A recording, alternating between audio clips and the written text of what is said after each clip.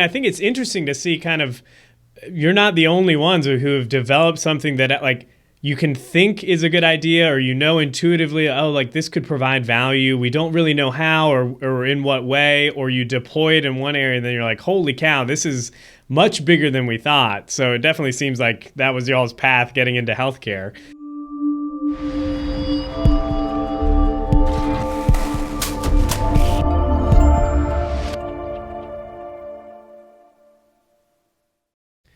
Well, hey, Ada, welcome to the show. How are you? I'm doing really well, and thank you for having me. So hope you're doing well as well.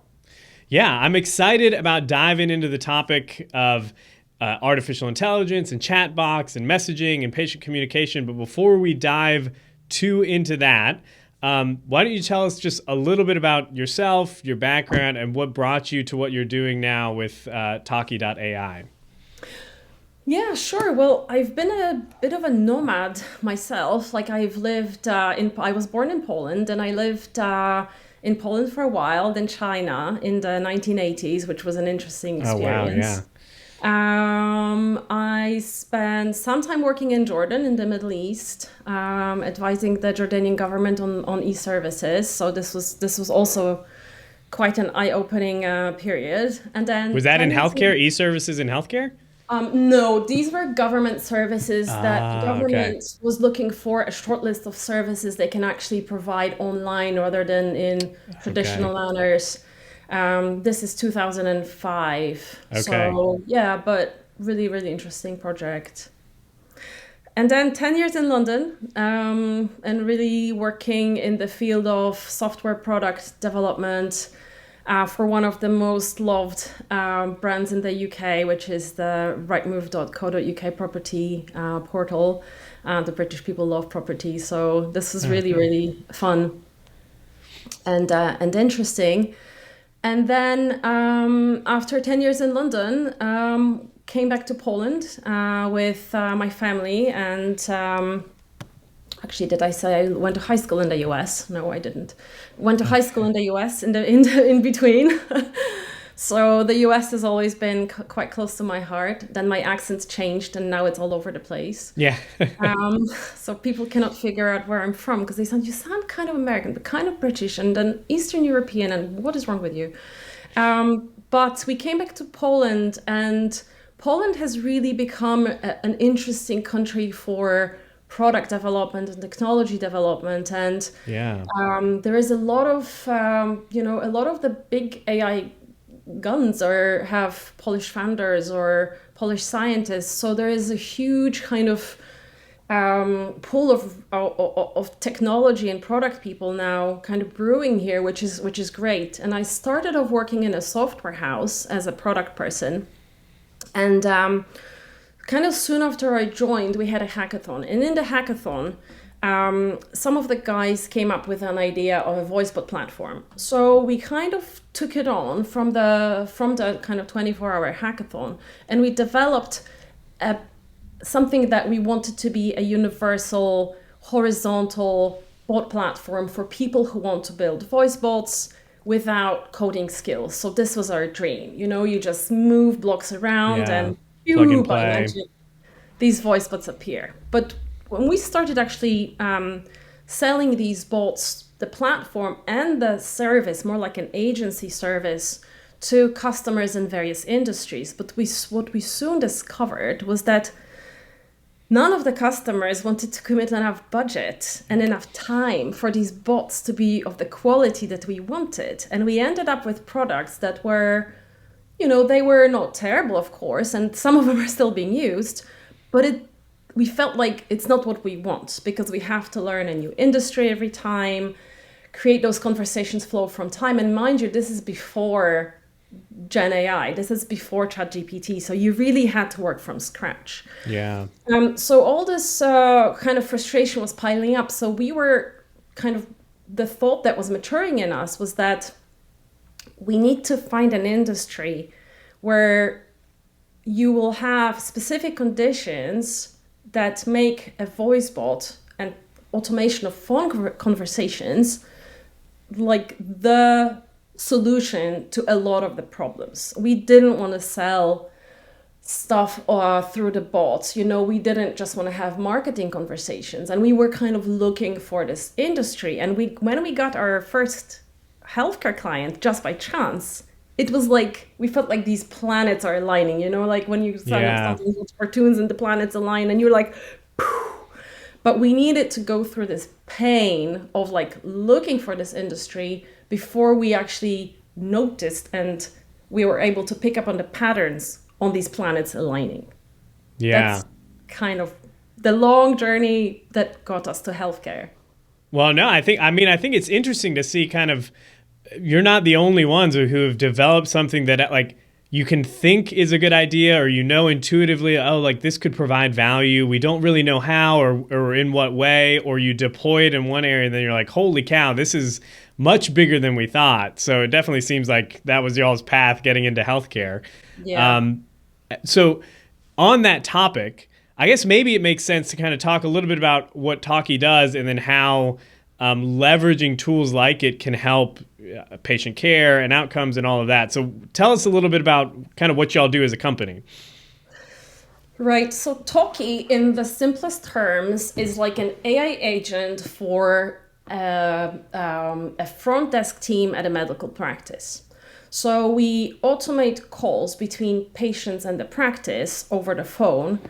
At the same time, we integrate with EHRs in order for all these calls to be able to be, end-to-end and transactional. So, for example, we start with routing calls and doing this triage of why is the person even calling? Do they want to ask about parking? Maybe they've forgotten when their appointment was. Maybe they want to book an appointment.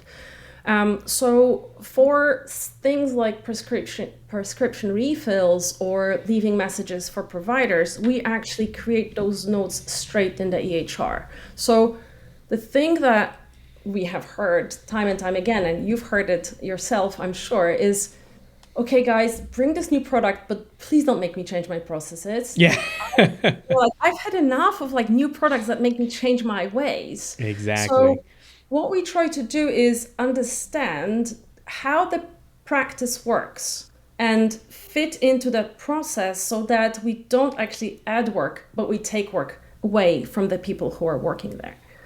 And the second thing we keep hearing is, please don't add another tool to what I'm doing. Please don't make me log in with another step.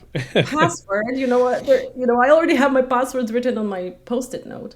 So again, what we try to do is understand how the UI works, where data is stored in the EHR, so that we can format our data so it ends up in the places as if any worker, any employee, any agent from that practice had inputted it. So you cannot tell the difference and it ends up where it should. Yeah. So that's roughly what we do. Yeah, no, that's very helpful. So kind of in that context then, I mean, obviously it's easy to say, oh, we want to take work away from the people doing the work, but like how specifically can things like AI and chatbots and even like automated phone calls, which we might talk about later too, because that's interesting. Like, how does that kind of technology impact the patient receiving the care, maybe, and then maybe the clinician or the admin or whoever's on the clinical side, working to provide the care? Because I imagine there's benefits on both sides, right? Right. There's so much in your question. Yeah. So let me just start a little bit with that. Just coming back a bit to that planets align. Because I think it's important to understand why healthcare in this area is special. So the challenge with communicating with practices is that people still prefer the phone. So when we look at different statistics and different data, and our customers confirm this, about 70% of interactions between patients and healthcare providers still happens over the phone. People are already in this channel. This is the typical channel. People want to pick up the phone and call. So you have this preference and this challenge of introducing other means of talking to your customers, like patient portal adoption. That's hard, and you need to pay money to make your patients to go build there. one and maintain it. Yeah. Well, it's work, but in terms of the phone, the people are already there. And what our customers also tell us is that on average, they miss 30, 40, 50% of the calls because they simply cannot pick them up. And why can't Yeah. they pick them up?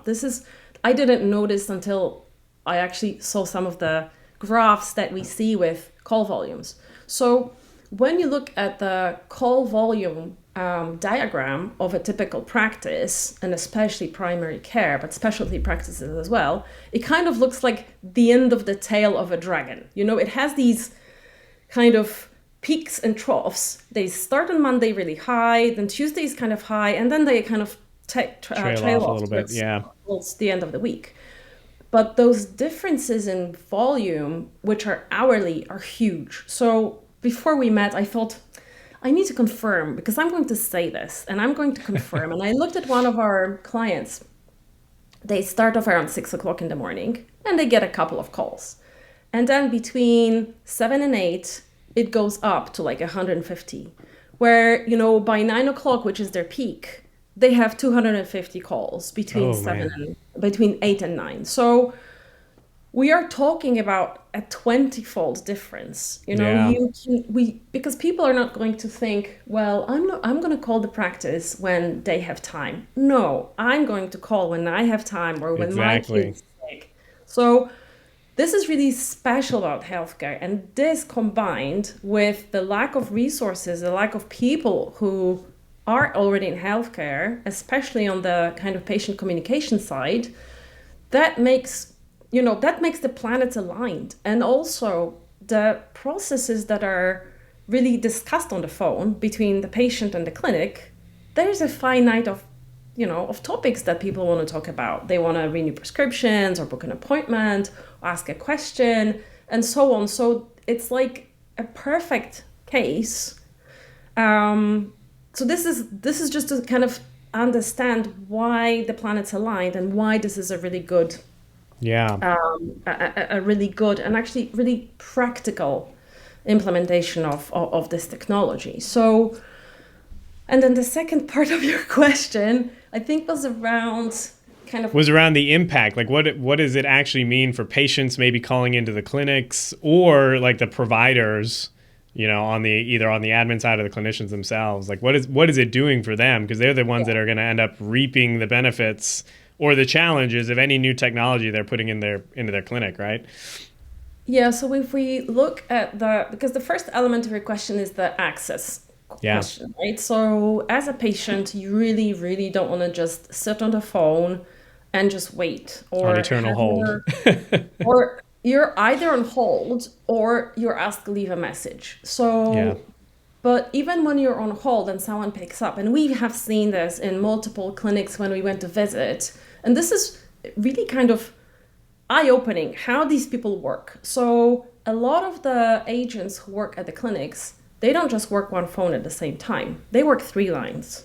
So they are picking up the phone and saying, "Hi there, Ada, thanks for calling. Give me a minute." And then they're picking another call because all these people are calling and they don't want to miss these patients. So they juggle 3 conversations at the same time. Like, how do you not make mistakes and how do you not go mad? I don't know. So that's the one element. And, in these conversations, they have to input data in the EHR. So it's really difficult and really stressful because you want to input the data correctly for your clinician or for your nurses to follow on this patient. But again, it's so easy to make a mistake because you're so swamped with all these conversations happening at the same time. So that's the kind of access layer. And when Talkie picks up the phone, well, first of all, there's no limit. So you never wait. As a patient, you never wait. Talkie picks up the phone and actually does a mini triage of what is the reason you're calling. And if we can contain the call, so we have the skill to contain the call and do the thing for you that you're asking for end to end, we do this. Now, if you want to be transferred to someone or speak to a particular provider, to a particular team, or there's something we cannot yet do, we will transfer your call to the right team.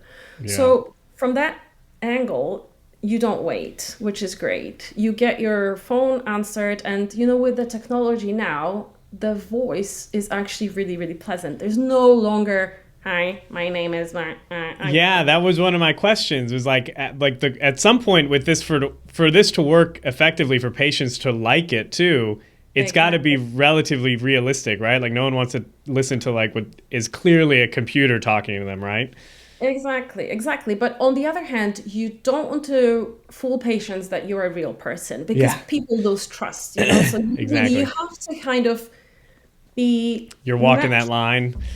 Yeah, you have to sound natural, but you cannot kind of deceive people, because people hate that, and then you lose trust. So what we see is that even elderly patients, they just want to get stuff done. And as long as we can be clear what information they need to provide to us and what are the next steps in the process, they do really well. And the feedback we get is that actually when patients know that this technology is going to be available, they are so much more open to it. So some of our customers have sent, for example, SMS campaigns to their patients saying, "We have this new technology.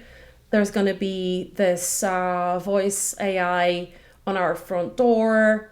We're still working on it," and so on. And then the reception is really good because people know what to expect. They don't feel cheated in any way. So the more kind of education and preparation you do, and it's just a little, either put a poster up, send a text, put it up on your website, people are much more open to it. And then the second part is the friction of the people who pick up the phone. So we talked about, the phone juggling and the data entry. So what we can achieve with the bot is really precise data entry in the right places with the 100% kind of completeness. So we can define to our voice assistant, like what information does it need to obtain to renew your prescription. And it just will obtain all this information because we won't let it finish the conversation without all this information being obtained. So this means that as a clinician or a nurse, you're working on complete data, and that's data you have in your EHR, which is what customers want. And I think that piece alone is huge. How many times has a clinician walked in and they've got like a sticky note from somebody that says, I took this note from patient so and so. You're trying to figure it out, or it's in the chart as like a case note or a call note, and it's just shorthand because like you said, this person's juggling 3 or 4 calls, and they're like, "Mr. Smith, prescription, whatever," moved on. And there's valuable or vital information a lot of times that's just missing or gone or piecemealed, and the clinician needs to figure it out and kind of do some sleuthing to find out kind of what is there that I need, what do I need to go get, and what's the end here for this patient. Yeah, and what we hear from, we go to a lot of events, and people are, happy to talk to us and actually tell some of their stories. And they often tell the story of they call this the phone tag or the phone ping pong.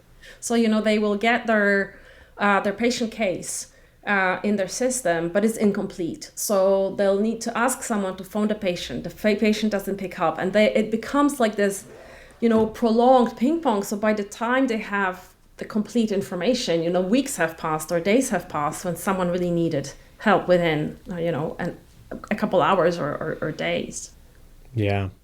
We've talked about it briefly, this idea of like not deceiving patients, but still providing a good experience. Like there are some people, when you talk about bots and AI and implementing technology of some kind like that into the healthcare process, they worry about, is it going to be dehumanized? Is it just going to be like a checklist? Like kind of in your view, and it sounds like Talkie's doing this pretty successfully, like do tools like this actually increase access and help decrease the friction? Like, is there a positive benefit, or is there like a real risk here of it becoming, we're just punching you through the system, it's very dehumanized, we're using technology, the big evil T, to kind of like remove that patient contact? Like what are some of your customers experiencing on that side of things? Right. I think what our customers want to do is bring back humanity to care by using Yeah. our product. And, you know, when you think about something that's dehumanized, a lot of the time, you actually apply it to a process that people are providing, right? You can have, I'm sure there are multiple practices or multiple different settings where you can already say the process is dehumanized, even though they're not using any technology, Yeah. because, you know, the problem with what does it mean that something is dehumanized? And usually it means that you are treated with no empathy, you are treated with no respect for your sense of urgency or your time, without respect, you're not given information, nobody has time for you. So all these things that make a service or a product dehumanized, I don't think they're really connected to using or not using technology inherently, but with the way the service Yeah. is The way it's provided. implemented. And, you know, or you can be asked about your, you know, you can be kind of interrogated in terms of, by the time you're asked, why are you really calling? Or, you know, what is your problem? You've been interrogated on all your details and your mother's maiden name and so on. So, Yeah. you know what I mean? So it's all these things happen regardless. So I think with us is because we take the burden of repetitive calls and this burden of, oh my God, I'm going to be swamped again with calls, we give the practices that breathing space that they really need. And this is what we hear from people. We also have some clients who have multilingual patients, you know, like in the southern parts of the US, especially Yeah. California, Florida. So a lot of our customers say we have a lot of Spanish-speaking patients, and we really struggle because if we don't have the person speaking fluent Spanish on call, like we have trouble communicating with these patients. And because Talkie can change language on the fly, someone can say Espanol, and then we will just switch to Spanish. Again, the Spanish-speaking population can actually communicate in the language of their preference rather than, you know, less having friction. that two-way kind of struggle. So we can see more and more evidence that technology, I think, can bring more humanity into these processes because of the support it gives to those super busy teams that are really already on the edge. Yeah. Awesome. Cool deal. Thanks so much for taking the time. I always end with this. If there's like one or two main points, maybe about like phone calls and operations or you know, like bots and data in healthcare, like that you would want maybe a provider to take away from the episode, like what would you want them to walk away with thinking about this idea of implementing bots or technology into their workflows? Right. So because of the integration that we already have and the kind of really close ties with the EHRs that we work with, the implementation process of the bot is so much easier than you would think. And because we focus only on healthcare, only on those processes, everything has been worked out. So it's not like an agency kind of implementation where, you know, we are going to be going through this the first time. I checked with our implementation team, and at the moment, the configuration of the bot is about 1 week. And then the testing on your side, getting your guys ready, another 2-3 weeks. So within 3-4 weeks, you can be live, tested, and have your patients use this. And from our experience, if you prepare your patients, they're really so much more happy to use this product than you anticipate. So really, with the maturity of the technology, there's really no reason to fear. And we have, you know, multiple clients who are saying, I don't know how I did it without the bot. Like, I don't know how I did it without it because, you know, I can finally breathe. You know, I finally don't have the stress. Well, and that contributes to like decreasing the risk of burnout and all kinds of stuff, right? That's awesome. That's what we hear. Awesome. Well, if people want to learn more about you or connect with you or find Talkie and maybe browse around your website or something like that, where can people go and do that? Well, our website is Talkie.ai, and you can find a lot of info there. You can also give us a ring or drop us an email, and we can show you how things work, tell you a little bit more about the scope of what we do and the impact it can have on your practice. So it's very easy. Awesome. Well, and we'll link to all that in the show notes. People can go and find you out. So, Ada, thanks so much. Thanks, Rafi. It was a pleasure.